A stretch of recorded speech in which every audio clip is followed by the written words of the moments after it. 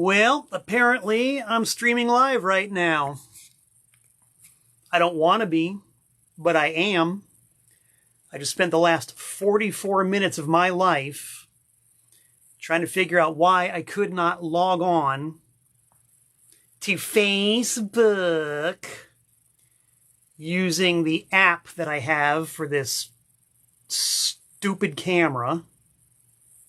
I'm trying real hard not to use expletives. I'm trying to keep it clean here, kids. I don't want to go swearing and cursing and coming off like an uncouth nudnik. But yeah, I'm here live, and you get to witness me setting my camera angles,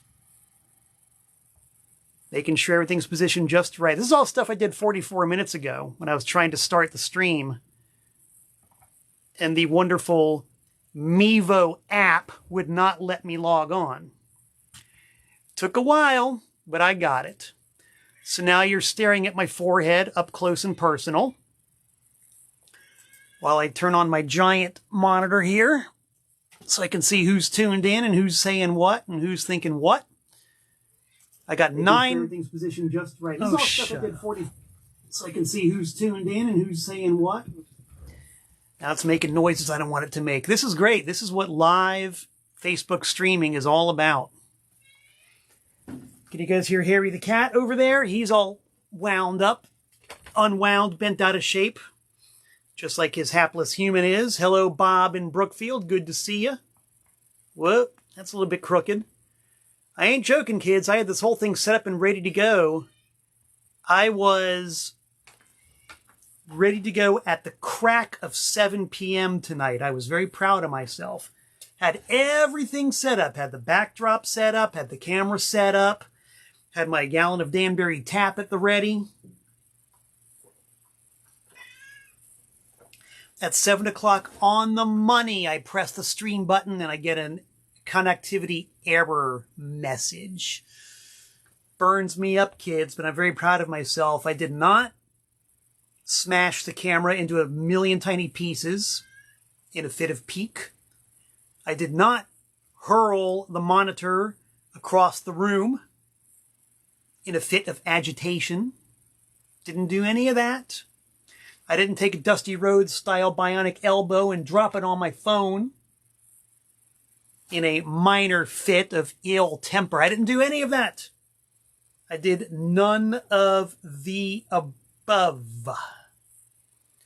So, a pat on my back to me for not destroying the irksome, irritating technology. Harry, my boy, why don't you come over here and say hi to the people instead of just sitting there squawking?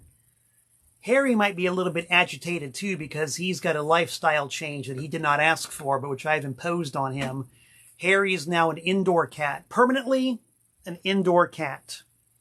And my monitor's frozen up. Whatever, we're going to try to keep it going here. Where is he? I'm going to bring him in here so he can stop squawking. I mean, we're already 45 minutes late. All hell's broken loose. Let's just make it crazier, shall we? Come on here, boy. Come on over here, Harold. Come on, let go of the chair. I'm going to make you a star, son. I'm going to make this cat a star. And there he is, Harry the cat. He is an indoor cat, 100% officially now. I was talking to my neighbor across the street who is a carpenter, and he has agreed to sign on and build a nice catio for Harry. I'm sure you guys have heard me talk about Harry's veterinarian bills and the fact that he's an alpha male and he's always defending his turf and starting fights, and he quite often gets a good claw. I don't know if you guys can see this, but he's been nursing this wound on the back of his head. Look at that. You should have seen what the back of his head looked like a week ago. It was a full-blown abscess. It was terrible. So every time I take him to the vet for his battle wounds, it costs me a couple $100 and costs this poor little guy a lot of agitation and worry. So I've decided just to not do that anymore. We're going to build a catio for him, and he's going to be an indoor, semi-outdoor cat from now on. And so far, he's adjusted pretty well to life indoors. I haven't let him outside in almost a week. And he seems to be doing okay with it. it kind of vexes me because I think cats should be outdoors and they should be prowling and they should be catching mice and doing the things that cats do. But this poor guy, he's a lover when he's with me, but he's a fighter out there and he doesn't always get the best of it. So, and I'm tired of paying for all those veterinarian bills. So the money that I invest in the catio is going to be netted out pretty quickly by not having to take him to the vet 2 or 3 times a year. So there's our love boy. See, just putting this guy on my lap and giving him some strokes and loves calms me down quite a bit. That's my boy. Let's see if he wants to stick around while we do Tent Talks Tunes. There's the tail. You've got a better view of it than I do right now. Oh boy, you don't want to see what I just saw. Woo! Woo woo! So let's see who's in here. We got Alan. Hello, Alan. Mike, Ray, Mr. James Pogo, and quite a few others whose names I'm not going to read because I don't feel like bending over and giving you guys a view of my forehead yet again. We're just going to get right down to business with Tent Talks Tunes. So yeah, let's do it. Let's check the mailbox first. Well, actually, we'll check the mailbox second. We'll check the bulletin board first, because the contents of the mailbox are quite often germane to the contents of Tent Talks Tunes. Because it's usually something music-related that sets me off on a wild tear. So what's happening on the bulletin board? Well, where did I put it? Ah, yes, we got an event coming January 15th of this year, which is less than 2 weeks away. An event at the Sugar Hollow Tap Room in Danbury, which is pretty cool. You actually have a venue in Danbury now. It's going to be a benefit show for our old pal Brett Mikowski, who's having all kinds of health problems. Brett was a founding member of Profanatica and has been playing solid heavy metal guitar ever since then in a number of bands. So we're having a benefit show to help him with his medical expenses. The Great Sacred Oath, Danbury's #1 metal band for many, many years, will be playing, as will the Black Richards, the Widows, Carried by Six, if I'm reading that correctly. And check it out, I will be set up doing a Trash American style pop-up store. I will have a table or two full of quality records, tapes, and CDs, which I will be selling at my usual low, low prices. And a portion of the money raised by me at my table will be going to Brett's medical fund. I'm going to kick in a percentage of the dosh and see if we can get him some of the help that he wants and needs. So January 15th in Danbury, there's an event page for it. I'll be posting about it as the day draws near. So that's all that's going on in the immediate future. I know I've got a solo gig. Let's look at the calendar, the actual paper calendar. Got a solo gig on February 12th. Nope, not February 12th. March 19th. Good thing I got new dollar store cheaters. March 19th, I'm doing a solo gig in Bridgeport, Connecticut. February 12th, we've got some very interesting, exciting, and important anti-scene business that we're taking care of, involving some recording, some live streaming, some brainstorming, some very, very cool stuff is on the horizon. So there you go. 2023 is already shaping up to be quite an eventful year. So that, my friends, is the bulletin board. Let's check the mailbox. The mailbox, as we all know, and in case you didn't or want to be reminded, my mailing address, Malcolm Tent, P.O. Box 3626, Newtown, Connecticut, 06470. I've often said that happiness is a full mailbox, and it doesn't really take much to fill up my mailbox. Just a couple items here and there. So this is something from my pal Stan Bowman in Springfield, Missouri. Stan is a regular mail order customer of mine. He logs on religiously to my Discogs store. I'm sure he's also checked out my Bandcamp and may even want to check out my eBay at some point, which I think you guys should too, because I got a lot of good quality stuff listed for sale there. So Stan brought some stuff. He's bought some stuff, and he sent me some things in the mail. Lots of honest to God, flyers, you know, flyers, handwritten letter on the back of the flyer. That's the way we always did it back in my day. He's got his distro, reality impaired distro, with more of a letter on the back. He included a sticker from TPOS Productions, who I gave a shout out to last week. Still going to send that tape to you, TPOS, so don't worry. You know, just flyers and stuff like that. And maybe the best thing I've ever seen in the year 2023. This is as he says, a ghetto sticker. Just add glue. Love it. That is a DIY sticker to the max. It's a piece of paper. All you got to do is put some glue on it and you got a sticker. Love that spirit, Stan. And he sent me a CD of his band, Vaginal Discharge. I can only imagine that the music sounds like what the band of the name would imply. It's got 26 songs on it. Stan runs with the guys from Sockeye. So you can imagine anybody who's a friend of Sockeye is probably going to do something along the same lines. So thank you, Stan. I will definitely check that out. And thank you for mail ordering from my Discogs, Bandcamp, and even eBay page. I do appreciate it. Reality Impaired Distro. Look them up. Then we got ourselves a letter from overseas, and I'm not really sure what this is. This also demonstrates why print media is so cool. Apparently, somebody wrote an article about my noise project, which is called Fried Man. And because of that, I've gotten some things from all over the place, actually, inquiring about Fried Man and sending me some of their products as well. So this guy is from, I don't know where the return address is, and of course, even my new high-powered dollar store cheaters, Sweden, I do believe. A Swedish fellow who sent me a CD called Mechanic Death by the, you can't read the name, something Synon, I know that much. If you guys can read what the first word is, you're certainly welcome to tell me what it is.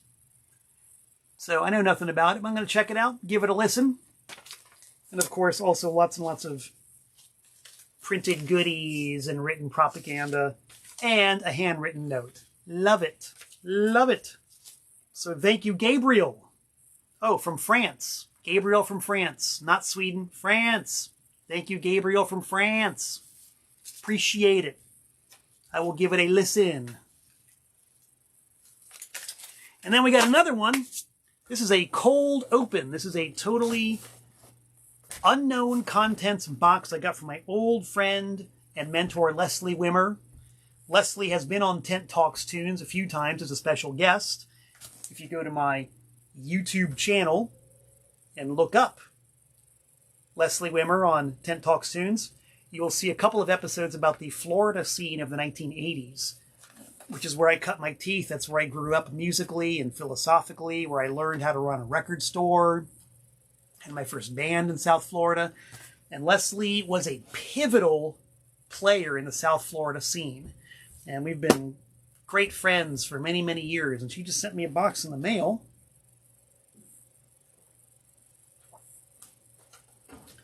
Let's see, what does it say on the top? Do not use box knives. Pull the tab on the side.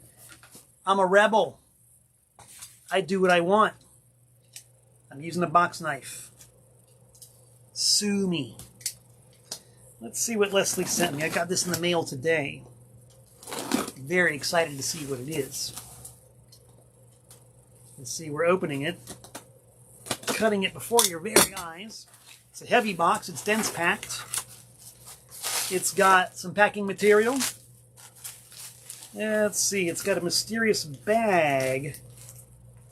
Bag contains, I don't know what. So we'll put that aside. Then we got a big old box. Oh, it's a gift wrapped package. It's heavy and it's dense. Well, Leslie, I'm really intrigued now. I'm gonna guess it's books. Got to be books. I think it's a set of books. This is live, kids. This is what I had conniptions trying to achieve so I could do this mysterious gift wrap opening for you here on Talks Tunes. From my old pal Leslie Wimmer. We're going to see what this is. Ooh, it's a lot of books. A lot of books. Oh boy, look at them all. What are they? Ah, Leslie knows me. She knows me very well.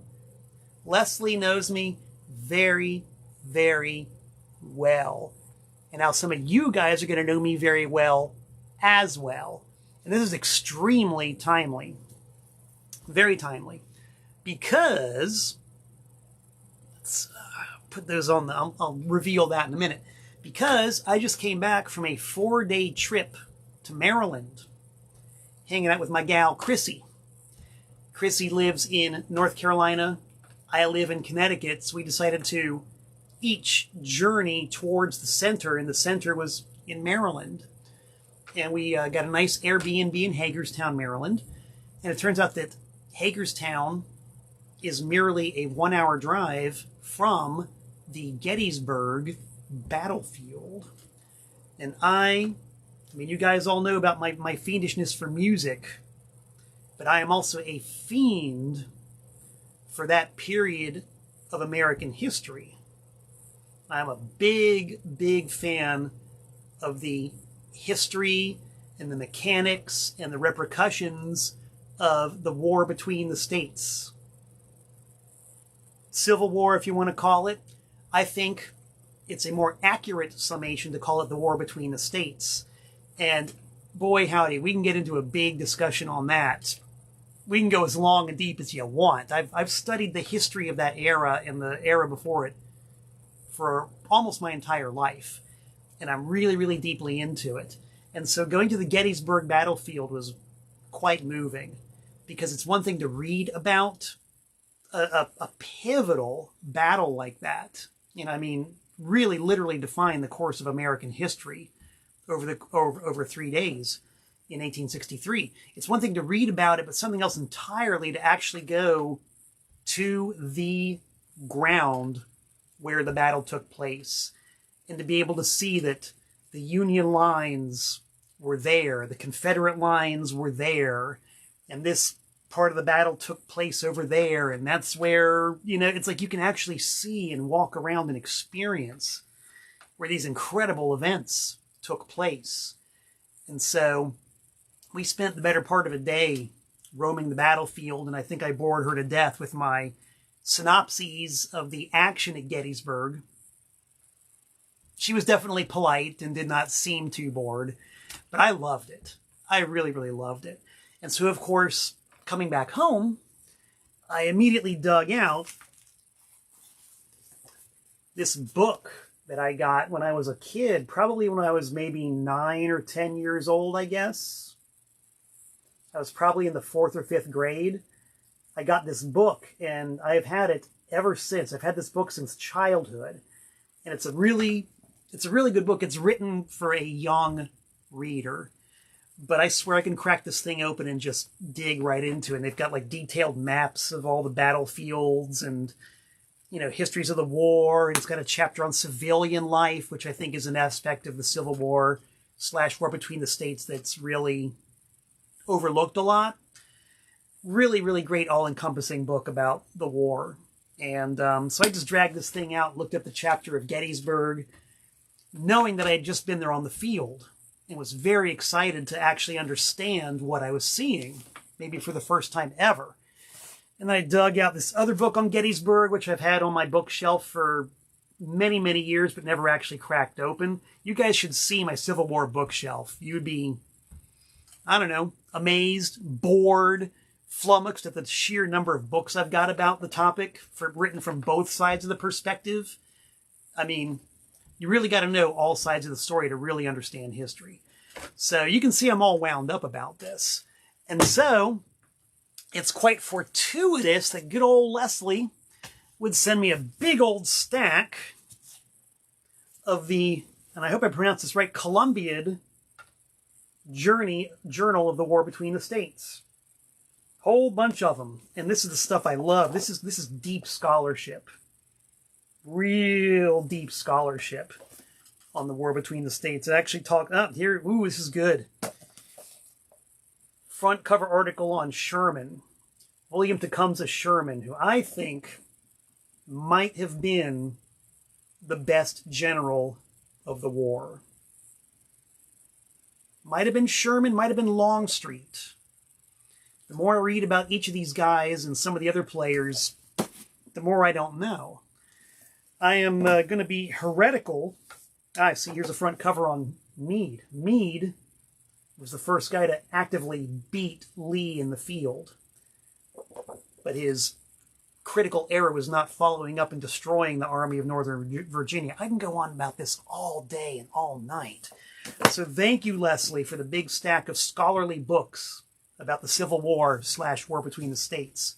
I'm going to read every page, every word, every syllable. Love it, love it, love it. A toast to my old pal Leslie and her wonderful Christmas present to her old student. Thank you, Leslie.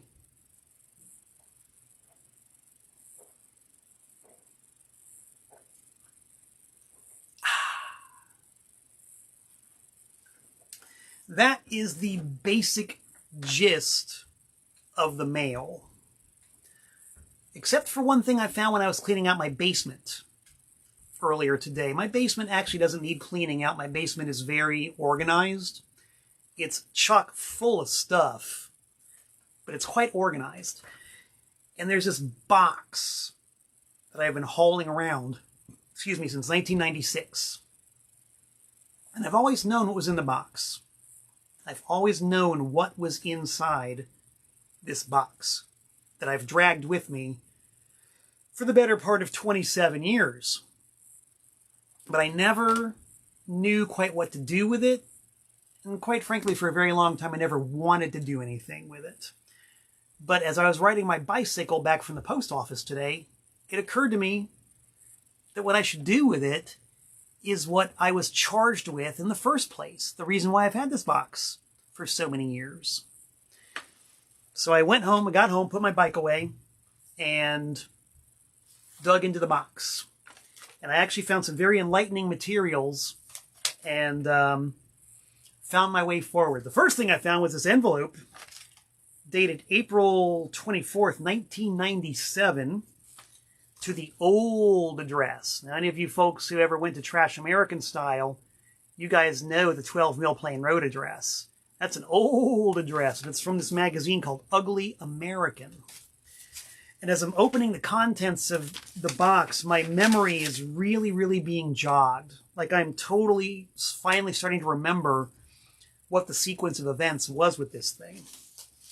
So essentially, the contents of the box was a massive quantity, like a huge number of zines called Ugly American. Quite a few different issues. This is issue number 10. I had issue 11. There's all kinds of issues of Ugly American. It's a big, thick zine, you know. Printed, totally DIY, stapled together, just page after page after page of stuff. I've never once ever looked at any of these.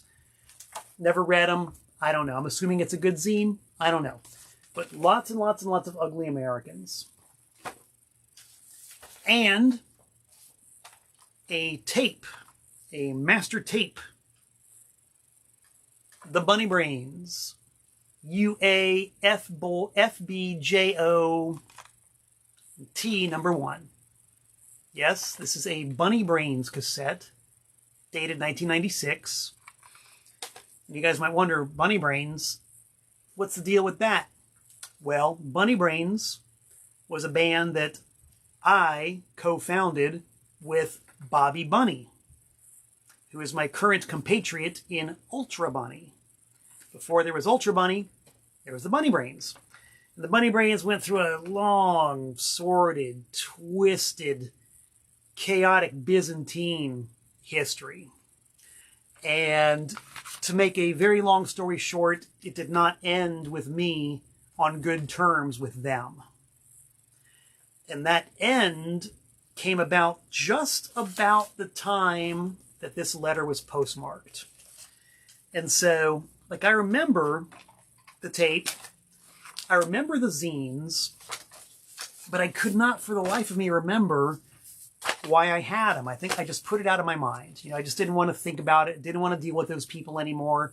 Just totally forgot about it, basically.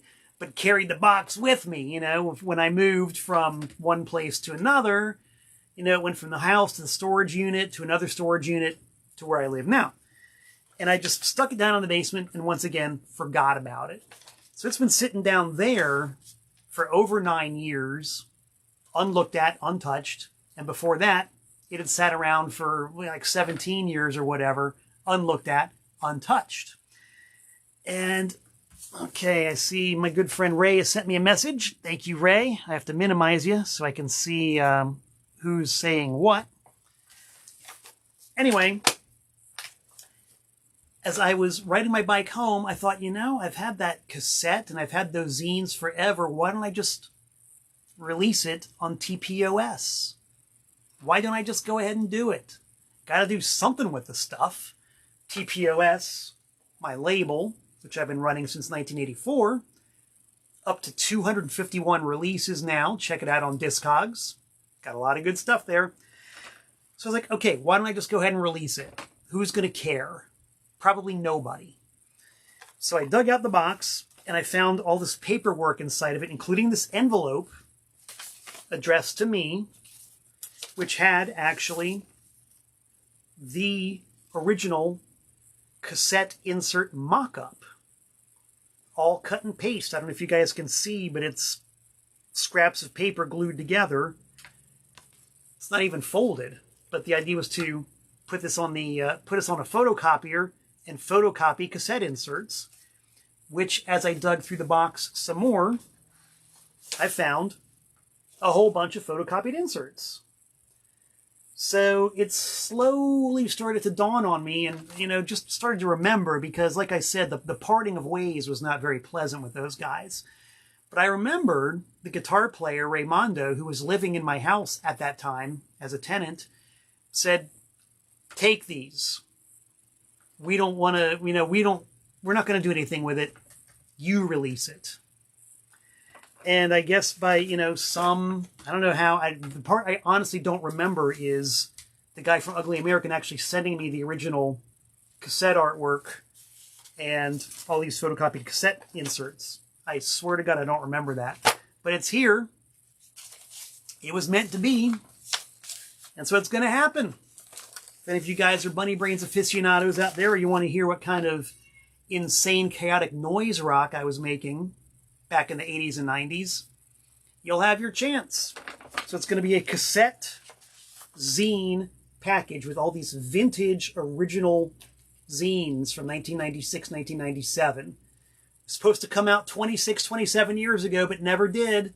Now it is. And I have no idea what's on this cassette. I'm not even sure if I'm on this. Because I did do some gigs with the Bunnybrains around that time. But I honestly don't know if I'm on it or not. I'm going to find out later tonight when I digitize it. It's going to be an extremely interesting voyage of discovery when I pop this puppy in to the digitizer.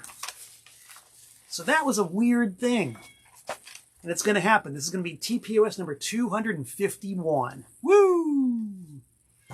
Let's see here. We got Adam Zister making a comment saying he got a little talcum. He borrowed it from Malcolm. He's a fan of the Nuge. Adam Bomb Zister from Atlanta, GA. If I'm not, please correct me if I'm wrong, but Atlanta, GA.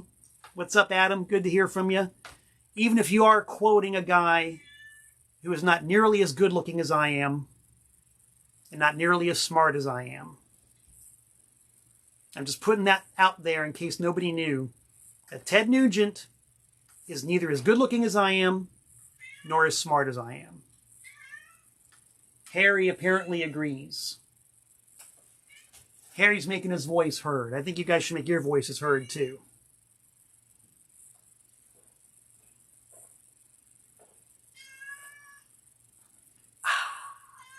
All right. So, yeah, let's get into some more of this Tent Talks Tunes, shall we? I have got a great big stack of just absolutely random stuff to talk about here.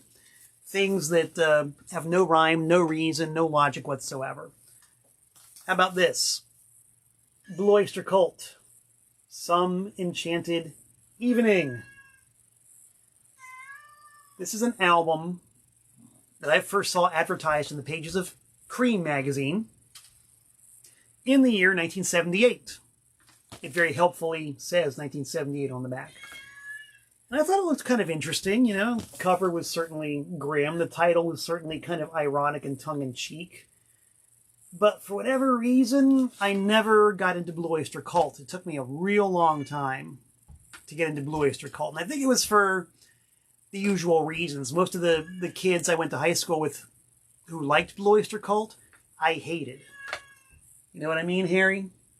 Yes, he knows what I mean.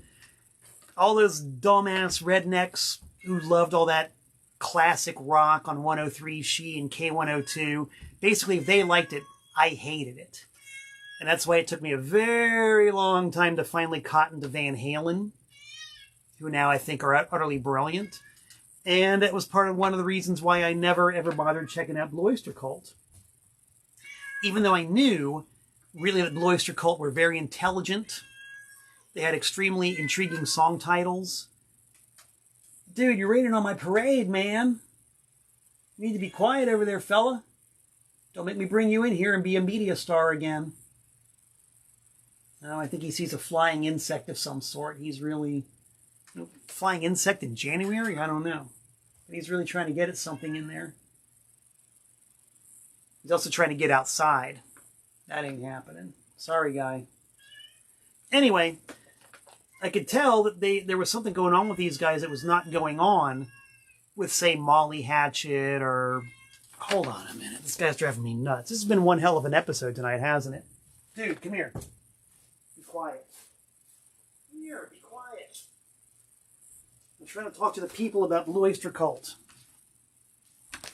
And being in junior high school and not wanting to put up with Blue Oyster Cult because the people who liked them were idiots. Anyway, I always knew there was something going on with them. Their song titles were a little more weird. Their album cover art was a little more weird. Everything about them was just a little bit more weird than your average stupidity on classic rock radio. I'm always going nuts on the wrapping paper now. But I could never quite get over my intense dislike for the people who liked them until fairly recently. And I have that, I have Mad Brother Ward, my former bandmate in the almighty anti-scene. Mad Brother Ward is the one who turned me on to the good Blue Oyster Cult, because we were driving in the van somewhere to a gig, and he was playing something, and I said, wow, this is really good, what is it? And he said, Blue Oyster Cult. Indeed, it was their Secret Treaties album. And that's when, praise the Lord, I saw the light. And I got into Blue Oyster Cult to a degree. I checked out the first few albums, liked them all, figured, well, what the heck? I've got one of these down in my basement inventory in the for sale box. Let's give it a listen. And guess what? I don't like it. This is not a good live album.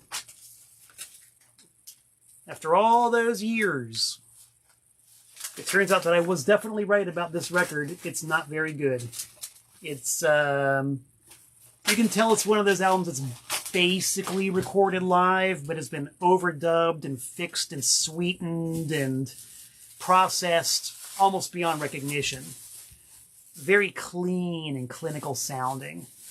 And the track selection's really odd. It doesn't really go anywhere. It just kind of... It seems like it's half of a double album.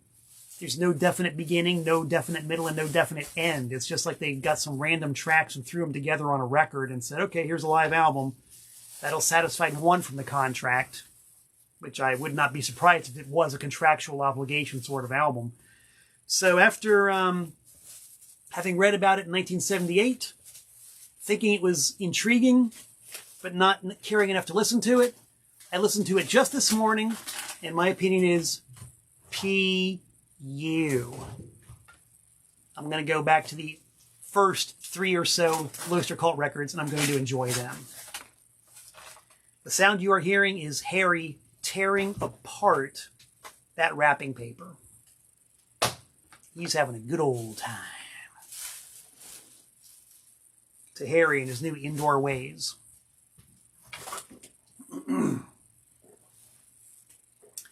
Eric in Chattanooga says that Harry's got cat scratch fever. Sounds like it, looks like it. Now, a long time ago on Talks Tunes, as archived on my YouTube channel, I did an entire episode on the extremely sleazy, cheesy, low-class entire subgenre of Jimi Hendrix cash-in records. Because as you may or may not know, before Jimi Hendrix got famous in 1967, he was a total journeyman musician. He was like a perennial, perpetual sideman. He would pick up a gig wherever he could. He'd pick up a recording session wherever he could. He would just scrabble and scrounge for whatever gig came his way. And as a result, there's a pretty fair number of recordings from his pre-experience days of extremely varying quality. Like, for example, the single that he cut with the Isley Brothers, I forget the name of it, but Jimi Hendrix did a session with the Isley Brothers, which is red hot. It's from 1964, I believe. And it's a damn good record. Anything by the Isleys from around that time period is going to kick butt. So it's a kick butt Isley Brothers record with Jimi Hendrix on guitar. And he actually cut a few sides with this guy, Lonnie Youngblood, which are pretty hard to find. And one would never know if they were any good or not. Judging by the evidence of this record, you would say they completely stank. Because this is a classic example of a Jimi Hendrix cash-in record that came out after he was famous or dead. It's got some really generic, kind of boring R&B instrumentals and dance tunes. And they're just drenched in reverb. You know, it sounds psychedelic, man. And they got some schmuck to overdub all this Hendrix-sounding lead guitar all over it, you know, after the fact. And release it as Jimi Hendrix and Lonnie Youngblood. Two great experiences together. No, there are no great experiences on this record whatsoever. Unless you're a sicko like myself who really enjoys sleazy, cheesy, cynically made cash-in records that have zero to little artistic merit. I'm fascinated by this stuff. Any part of the industry that's not the regular, accepted, mainstream major label record industry, I'm fascinated by. Exploitation records, song poem records, tribute records, anything into your DIY, I love it. So imagine my surprise when I found out, strictly by happenstance, that there actually was an issue by Lonnie Youngblood from 1966 featuring Jimi Hendrix on it. An actual 45, this one right here, called Go-Go Shoes. Hope you guys can see that. Go-Go Shoes on the A side, and then Go-Go Place on the B side. You will notice that it is credited only to Lonnie Youngblood.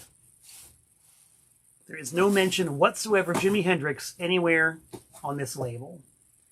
Because it was 1966, nobody knew who Jimi Hendrix was, nobody cared, and there's no reason in the world why they would have mentioned just some sideman's name on the record label. And it actually says 1963 on it for some strange reason, and I've researched it. Everybody agrees is actually from 66. But for some reason the label says 63, we don't know why. But anyway, that is an original 45 released by this dude that Jimi Hendrix just happens to play on.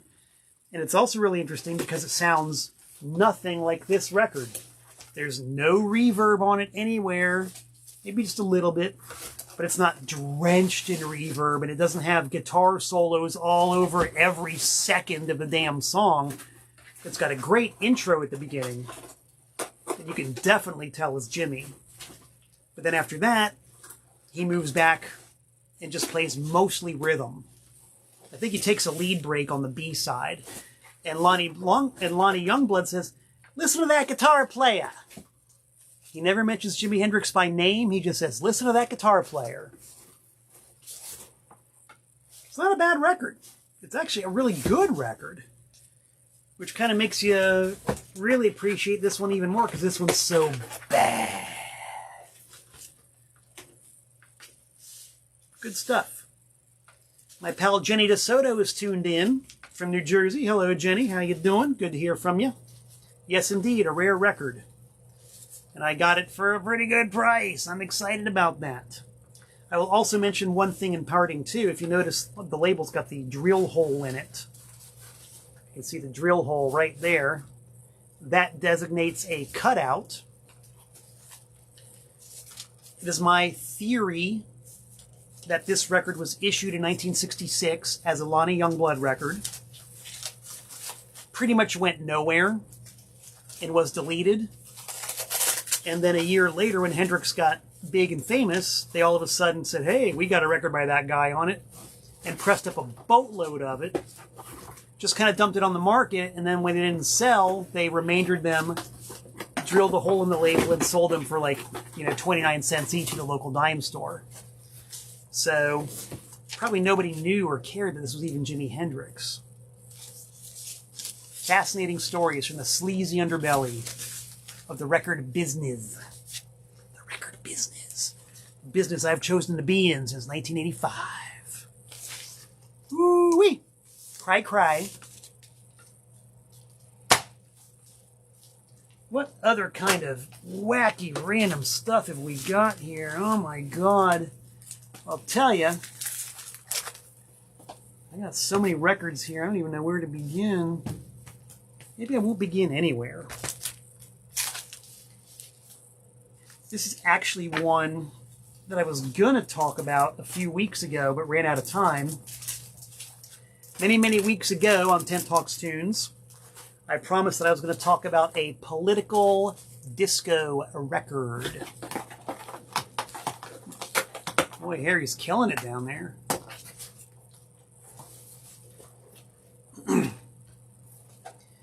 I read somewhere that the key to having a happy indoor cat is to keep plenty of stuff around for them to entertain themselves with. Very much better than an empty box and a bunch of wrapping paper, as you guys have probably heard. So anyway, yeah, a few weeks ago, I was going to talk about a political disco record. And if any of you guys have watched 10 Talks Tunes, you know that I am a disco man. I am unrepentantly a disco fan. I love me some disco. And there's a lot of good disco music out there. There's a lot of cheesy, tripe disco. Believe me, I know. Like once you hit about 1979, man, it got to be really cookie cutter and very bland and very generic. And there's a lot of crappy disco out there. But even as late, Harry, even as late as 1979, there were still a couple of good disco records being made here and there.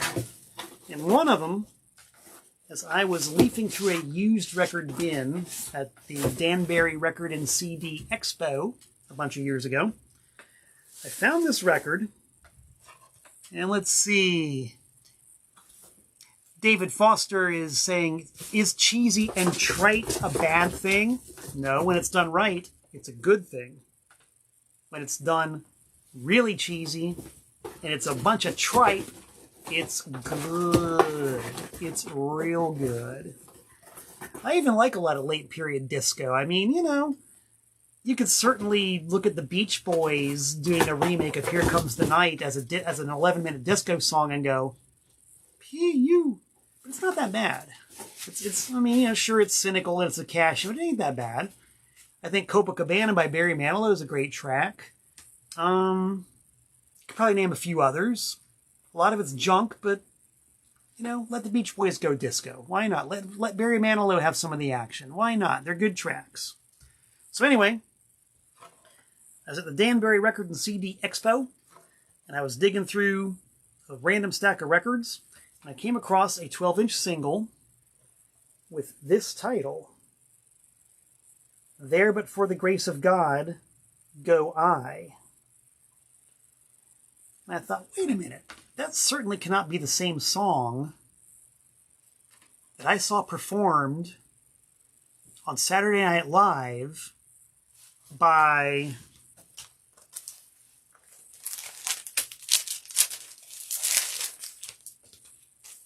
Kid Creole and the Coconuts. Could it? But then I looked at the label. This was before I needed dollar store cheaters, so I didn't even squint. Looked at the writing credit, and my God, August Darnell. Written by August Darnell, a.k.a. Kid Creole. But it's by a band called Machine, and it's on RCA, and it's from 1979. Now, the RCA connection kind of made sense, because before August Darnell was with Kid Creole and the Coconuts, he was in a band called Dr. Buzzard's Original Savannah Band. And they had a pretty good radio hit in Miami called Cherchez la Femme, and I loved that song. I thought that was a great tune. So, okay, August Darnell, before Dr. Buzzard, was in some kind of group called Machine. Knew nothing about it, but in my book, if it's August Darnell, I'm going to listen to it. The dude is a genius. Never got the due that he really deserved. And I think the reason he never got his due is because he's a little bit too intelligent, a little bit too eccentric, and maybe a little bit too biting with his humor. And Joe and Mabel, Middle America, ain't going to get it. And if they do, they ain't going to like it. So August Darnell has always been kind of like bubbling under, rather than being number one with a bullet. So I listened to this song by Machine, and man, it's good. This is an example of really good disco. The track is hot. The lyrics are, as you might expect from August Darnell, biting, angry, funny, very piquant, very observant. And they, of course, indeed later remade the song with Kid Creole and the Coconuts. So this was one of those things. This is why I just love hunting for records in the wild, because you never know what you're going to find. And even, or I should say, especially when you think you know everything there is about a certain artist, something will pop up totally randomly and you realize you don't know everything about that artist. It turns out the Machine did a full-length LP, also on RCA, and it's pretty good. It's not fantastic. I think that There Before the Grace of God is definitely the best song on the album. Man, it's just so good.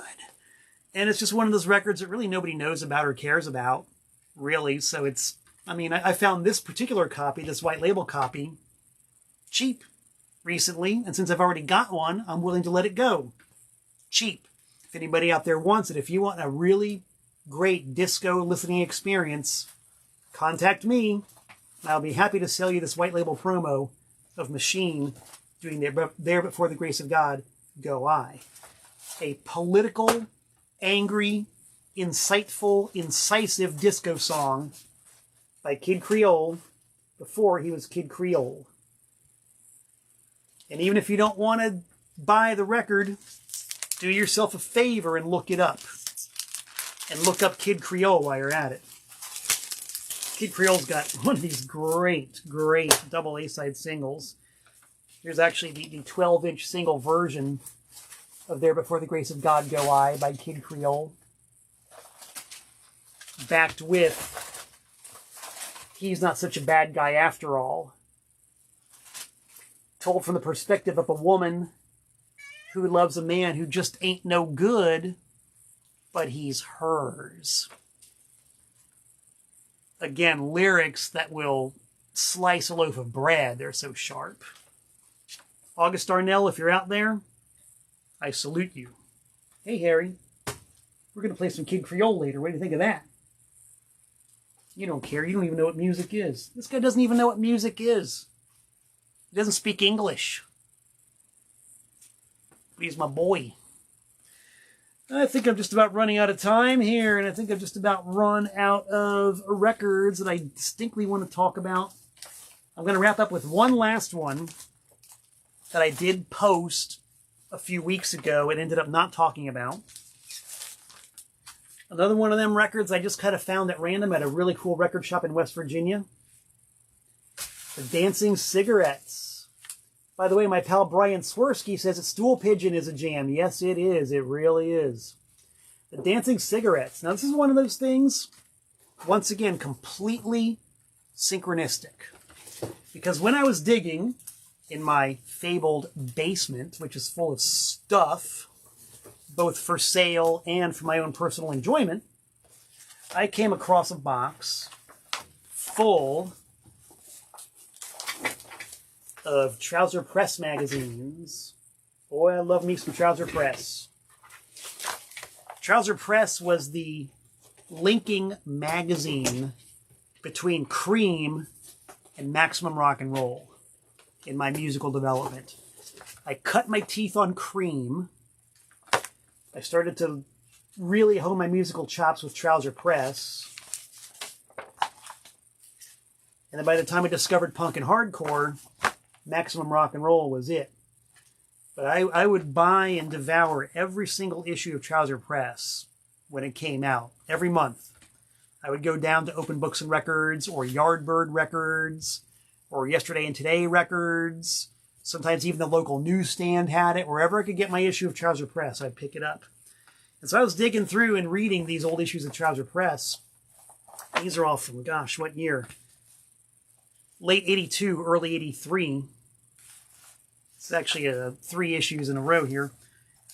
I kept seeing the name Dancing Cigarettes pop up in the review sections. They were on a compilation album here. They played a gig there. They were in a scene report over there. It seemed like this band, the Dancing Cigarettes, was around a lot. Late 82, early 83. And just described as like a Madison, Wisconsin new wave band.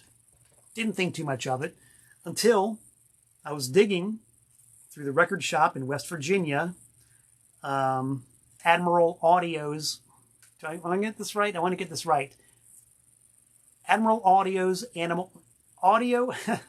Admiral Audio's analog assortment in West Virginia. Digging through the bins, and sure enough, here's that band I was just reading about in Trouser Press. And I asked the dude if I could listen to it. He said yes. He put it on the turntable, cranked it up, and I was pleasantly surprised and thoroughly blown away by how good it was. It was good. This is some real tasty new wave. From when new wave was new wave, baby. We're talking early 80s. And all the write-ups they got in Trouser Press were deserved. This is some hot shite, man. They were apparently only around for a couple of years. They apparently never left Madison. But man, they recorded some good stuff. This is an anthology album that came out... When did this thing come out? Not really sure when this came out. I think around 05, 06, and it's been out of print forever. Luckily, nobody knows really who these guys are, or really cares that much, because I was able to snag it cheap. Cheap. Solid vinyl, kids. So thank you, Trouser Press, for many, many, many years after the fact, helping me to the fact that this band even existed. And then thank you to Weird Random Fate for putting me in West Virginia at a record store where this was in the bin. A used copy that had been bought and traded in by somebody who didn't want it. I want it. I'm keeping it. A lot of my stuff is for sale. That one's not. And I think, my friends, that's a good place to wrap up this week's episode of Tent Talks Tunes. It was a long struggle, but I got on air. And I want to thank everybody for tuning in and listening to me rant and rave about everything from the Civil War to 80s magazines to political disco to what have you. And Harry is having a ball down there. He's like the proverbial little kid on Christmas Day who has more fun playing with the empty box than the contents thereof. Although I'm sure that Harry would not be very interested at all in any of these books. I'm going to flash him again. The Columbiad Journal of the War Between the States. I'm going to be reading every single one of these for the next however long it takes. In-depth scholarship about my favorite era of American history. I'm a happy guy. So yeah.